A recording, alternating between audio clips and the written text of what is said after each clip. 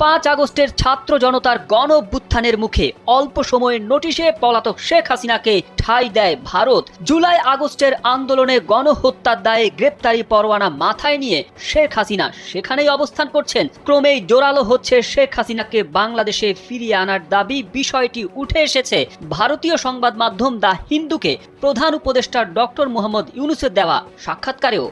দেশ ছেড়ে পালিয়ে যাওয়ার পর ভারতে শেখ হাসিনার উপস্থিতি উভয় দেশের সম্পর্কের জন্য অসুবিধার সৃষ্টি করছে কিনা এমন প্রশ্নের জবাবে ডক্টর মোহাম্মদ ইউনূস বলেন, হাসিনার ভারতে বসবাস করা অন্তত আপাতত কোনো সমস্যা নয়, তবে তিনি বাংলাদেশের বিষয়ে কথা বললে সমস্যা। তিনি বাংলাদেশিদের সাথে কথা বলছেন এবং এটি রাজনৈতিক কর্মকাণ্ড। তিনি তার রাজনৈতিক কর্মকাণ্ড চালিয়ে যাচ্ছেন, এটাই সমস্যা। হাসিনা এসব কর্মকাণ্ডের মাধ্যমে ঢাকা ও অন্যান্য শহরের রাস্তায় বের হয়ে তার কর্মীদের বিক্ষোভ প্রদর্শন করতে বলছেন এবং তার